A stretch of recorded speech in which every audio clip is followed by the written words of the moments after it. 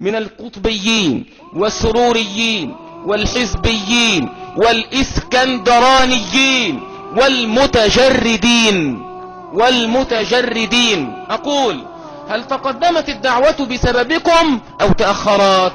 نعم. وهل تجدون هيبتكم كما كانت؟ وهل تجدون قلوبكم كما كانت؟ وهل كلفكم ربكم بالدخول في الأحزاب وإنشائها والمشاركة في الديمقراطية وأهلها؟ وهل لا تعلمون أصول جماعة الميزان؟ وهل تعلمون أن فيكم قتلة، وأن فيكم رجل قتل وحده ما يزيد عن 100 ضابط كان يصطادهم كصيد العصافير إذ هو يكفرهم ويستحل دماءهم وأموالهم؟ هل تعلمون ذلك؟ وهل حببتم الناس في الدين أو كرهتموهم فيه؟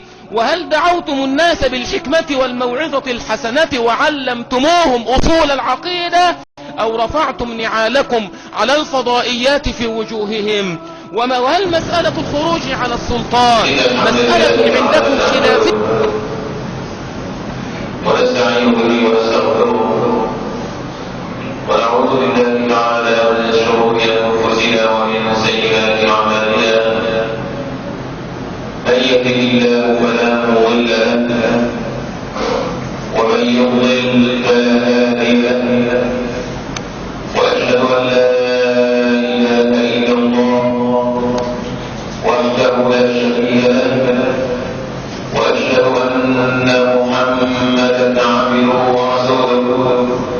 يا أيها الذين آمنوا اتقوا الله حق تقاته ولا تموتن إلا وأنتم مسلمون.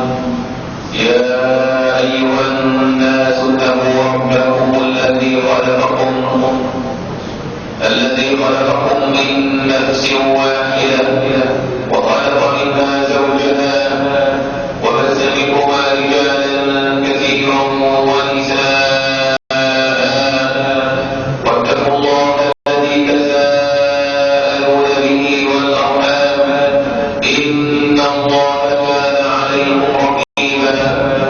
يا أيها الذين آمنوا اتقوا الله وقولوا قولا سديدا يصلح لكم أعمالكم ويغفر لكم ذنوبكم، ومن يطع الله ورسوله فقد فاز فوزا عظيما. أما بعد فإن أصدق الحديث كتاب الله، وخير الهدى هدى محمد صلى الله عليه وسلم، وشر الأمور محدثاتها وكل محدثة بدعة وكل بدعة ضلالة وكل ضلالة في النار. أما بعد، أهلي وأحبابي وإخواني، إذا من أسباب النصر والتمكين والسعادة في الدنيا والآخرة أن نطبق تعاليم الإسلام، لأن نتمسك بكتاب ربنا وبصحيح هدي نبينا صلى الله عليه وعلى آله وصحبه وسلم، والقناعة بما بالاستقراء والتتبع أن الإنسان لا يستطيع أن يصل إلى مبتغاه وما يتمناه إلا بطريق المشروع إلى الصراط المستقيم.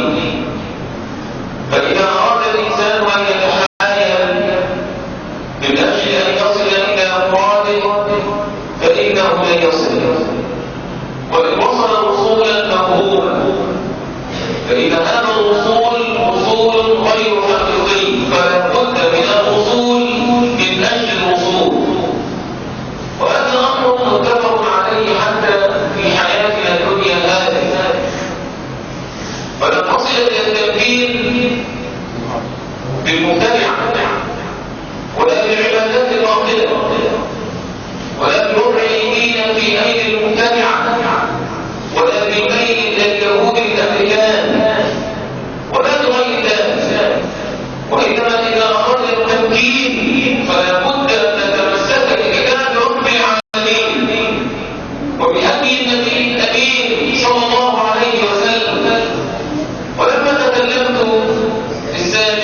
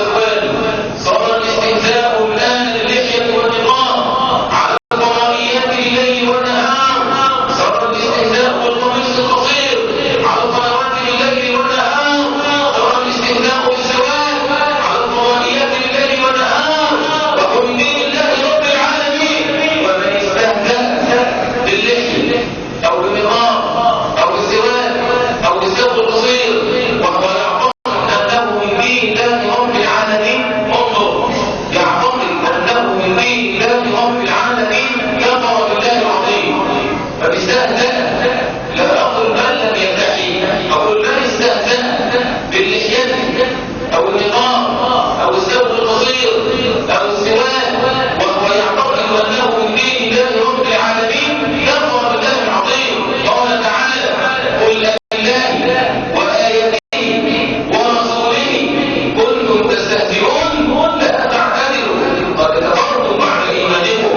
أيها الأحباب الأفاضل، هذا دين الله رب العالمين لا يهدى به ولا يتقول الإنسان كلاما إلا بعلم عن الله رب العالمين. ثم أرادوا أن يتكلموا هذه الأيام عن مسألة إقامة الحدود وإقامة الحدود من دين الله رب العالمين. قال تعالى: ولكم في القصاص حياة يا أولي الألباب، ولكم في القصاص حياة يا أولي الألباب. فالقصاص في حياة البشرية كما سترون الآن وتسمعون. أيها الأحباب الأفاضل، إن النبي صلى الله عليه وعلى آله وصحبه وسلم قال كما رواه النسائي من حديث أبي هريرة رضي الله عنه بسند حسنه علامة الألباني رحمه الله قال: لحد يقام في الأرض خير لهم من أن ينظروا 40 صباحا. لحد يقام في الأرض خير لهم من أن ينظروا 40 صباحا. أيها الأحباب الأفاضل، فكان النبي عليه الصلاة والسلام في هذا الحديث أهمية إقامة الحدود وأنها من أسباب الرزق، فلا يستهان بإقامة الحدود ولا يجوز أن يظهر الدين الذي هو دين يريد الانتماء للعلمانيين والليبراليين وأنه دين يقيم الحدود. هذا إذا كان الله جل وعلا حرم عليك أن تصرف من غيره فقد حرم على كل البشر أن يسرقوا منه. وإذا كان الله جل وعلا حرم عليك أن تزني بحديث غيره فحرم على كل الناس أن يسرقوا أن يزنوا بنسائه. وإذا كان حرم الله رب العالمين جل وعلا وكرامه أن يشرب أحدنا الخمر حتى يؤذي الناس فحرم أن يشرب الناس جميعا الخمر حتى لا يعملوا عليه ولا يزوه. بين الحماية والوقاية، بين الطهارة، بين النظافة، بين العدل. يضع الشارع الحكيم كل شيء في مكانه. الحديث يفيد أن إقامة الحدود من أسباب الرزق، فأن النظر هو الذي يأتي الرزق. يتوزع عليه الحيوان والحيوان يأكله الإنسان، ويتوزع عليه الزرع والزرع يأكله الحيوان والإنسان يعافاهم الله. ونحن في هذه الأيام في منكر الظلم، حيث أن بعض الناس ممن يدعون الإسلام يريدون تأشيرة شرع الله رب العالمين والاستهزاء بأتباعه من أجل ألا يتبعوه أحد ولا حول ولا قوة إلا بالله، ويريدون نشر العلماني والليبرالي بينهم وبين الله المشترك. أيها الأحباب الأفاضل، فأرادوا تحكيم القوانين الوضعية والركون إليها والعمل بها والسلوك في طريقها وصد الناس عن الدين شتى الصور وبشتى الطرق. ووضعوا شعارا لهم أن الإخوان المسلمين هم الدين، فيبدو الناس كذلك فدعوك فقالوا أن الإخوان هم الدين وهي فرقة ضال كما سمعتم وستسمعون. أيها الأفاضل، تعريف الحدود. ما هي الحدود التي تستهانوا الآن في كل مكان ثم يقصدون أن يبينوا للناس الذين يدين الدموي وهم الآن يلعبون على وتر جماعة ضالة اعتصمت في أيام من الميادين يصلون في هناك نزل فيهم النظام والطاعون وإلى الله المشتكى وهم ناس قد لا يتوضؤون بل لا يغتسلون. ثم أراد العلمانيون أن يضربوا على هذا الوتر من أجل الإساءة لدين الله رب العالمين شق الصور واضعين أمامهم أن هذا هو الإسلام. انظروا أيها المسلمون، وهذا ليس الإسلام البتة، فديننا لا يعرف الإحسان يعلم الاعتصام ولا المظاهرات ولا الحريات ولا الطائفيات. ديننا والعمل بكتاب ربنا وبهدي نبينا صلى الله عليه وعلى آله وصحبه وسلم. ديننا الذي ينتشر بالشأن السليم، وإنما بالدعوة إلى الله رب العالمين بكلمة طيبة بالكلمة الطاهرة بإقامة شرع الله ومن شرع الله إقامة محمد الله رب العالمين جل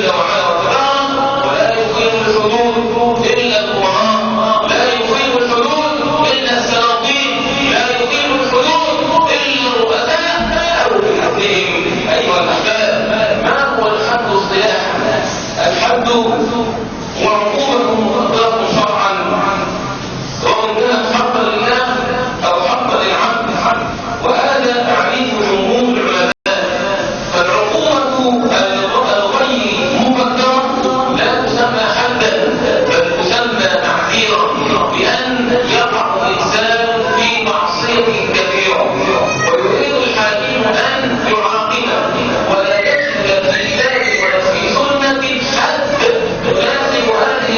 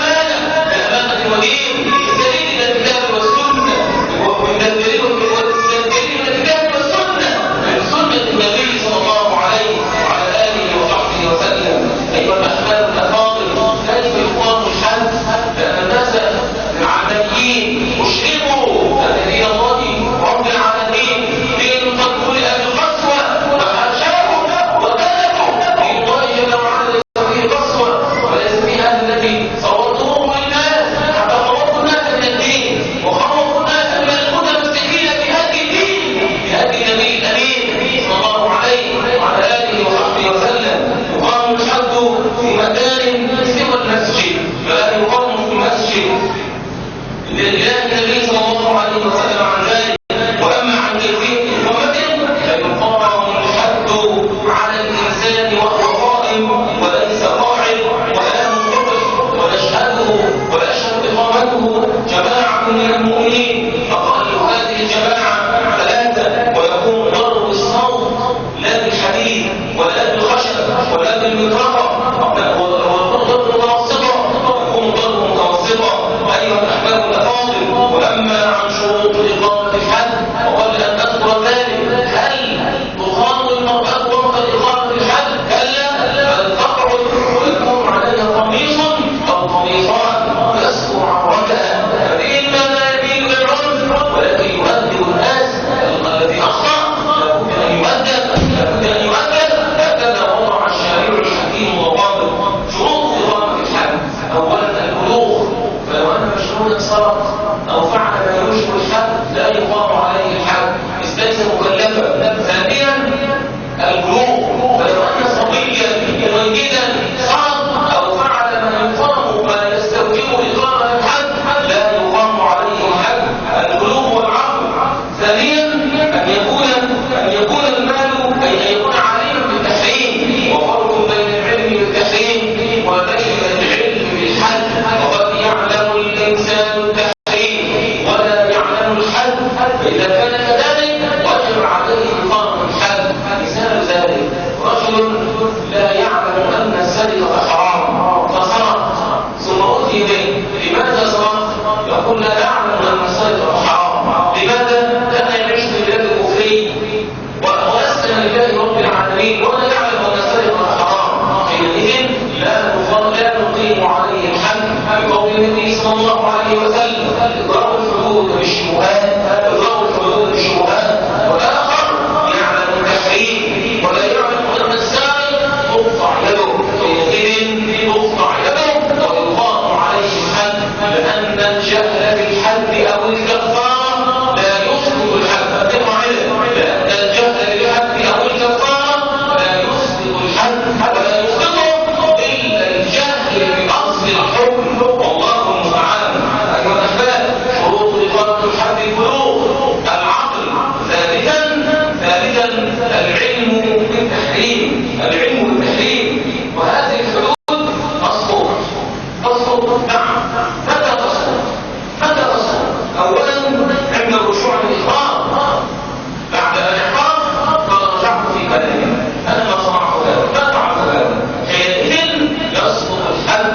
والدليل على ذلك أن ماعزا رضي الله عنه لما اعترف بالزنا ثم أرادوا أن يقيموا عليه الحد، أراد أن يجري منهما فاتبعوه فقتلوه، فقال النبي عليه الصلاة والسلام: هلا تركوا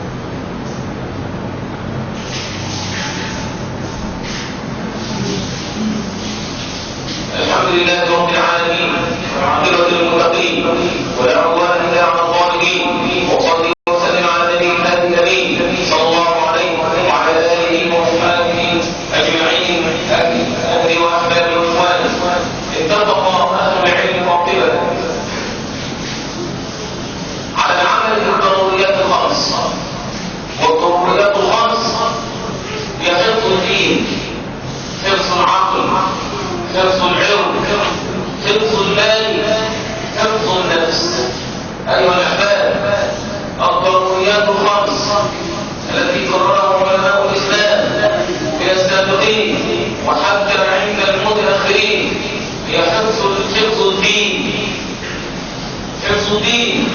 ولذلك شرع حد الردة الذي يحمي جمال الدين. ثانيا حفظ النفس أو حفظ العقل، شرع فيه حد شرب الخمر لأن الخمر يغطي العقل ويخرجه عن قاعدته وعما خلق من أجله. ثالثا حفظ النفس، من أجل ذلك شرع القصاص. رابعا حفظ المال، ولأجل حفظ المال شرع الله حد السرقة. خامسا حفظ العرض، ولذلك شرع الله رب العالمين حد الزنا وشرع حد القتل. إذا تكلمت عن الإنسان وقلت وزنا له علاقة بفلان يجب عليك أفهام إلا تأتي بالثلاثة معا رأت ما يفعله الرجل وأتيه أعيانا بيانا لا شباب في شاب بزمان أطلقت فيه الألسن والكل يتكلم في الأعراض ويقع في أعراض الناس من غير حد ولا علم ولا رؤية. بل الذي حدث قال حدثني فلان وحدثني فلان وهم كاذبون. لو أنك تعيش في بلد يقام فيها الإسلام وهذا قيل عن النبي أو قيل عنك أنت شخصيا أنك فعلت وفعلت لو قيم الحد على من قال عليه يجلد 80 جلدة والذين يرمون المحصنات ثم يأتوا بأربعة شهداء فاجلدوهم 80 جلدة ولا تقبلوا لهم شهادة أبدا أولئك هم الفاسقون. أيها الأحباب الأفاضل اعلموا أن في إقامة الحدود النجاح والفلاح وليس في سفك الدماء وليس دين انتشر بالسيف وليس دين فعل وفعل كما يوصل لذلك العلمانيون والليبراليون لزمان الغربة السرية، لزمان يتمنى الإنسان أن يكون فيه تحت الأرض وليس فوق الأرض. أناس زيفوا تعاليم الإسلام، أناس زيفوا الشريعة وأحبطهم في الميادين وسفكوا الدماء وفعلوا وصدقوا أن الناس هم الذين يسفكون دماءهم وكفروا المجتمع وكفروا القوات المسلحة وكفروا الجيش على جانب الآخر. أناس يريدون هدم الدين بعلمانيته ولبراطيته. سلم الله من بينهم، سلم الله البشر، سلم الله الإسلام. هؤلاء من هؤلاء المضلال وهؤلاء على غير طريق إلى الله المشتكى.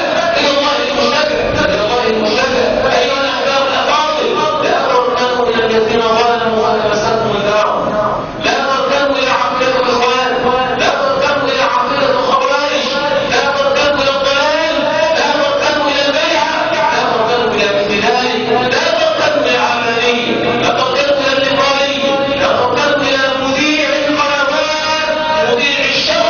وإني بريء مما أذاعوه عني، أنا بريء مما أذاعوه عني ولقد قلت لو أذاعوا إلي شيئا آخر فباطلهم ولن أسكت عنهم. أيها الأحباب الأفاضل، لا علينا إلا أن نعتصم بكتاب ربنا وبسنة نبينا صلى الله عليه وسلم أبناء آناء الليل وآناء النهار حتى تخرج أنفسنا ودين الله. ينبغي أن نحب دين الله وأن ندعو إلى دين الله، وديننا ليس فيه الرشد. يريدون أن نكون على دين الصوفية الضراويش الذين لا ينشغلون بشيء ولا يهتمون بشيء ولا يعترضون على شيء، لا يعترضون إلا على المتسلمة، لا يعترضون إلا على أهل السنة. سلام الله من بين أيديهم وأخرجنا من بينهم سالمين غانمين. وإذا أردت أن تكون سالما غانما فلا تشارك في الفتنة واتق الله في دينك ولا تعتقدن بعض تضرب الخوارج لأن قوما من بيننا ما زالوا إلى الآن يعتقدون عقيدة الإخوان المفسدين، يعتقدون عقيدة الخوارج وزيفوا الحقائق وأخرجوا الناس من حب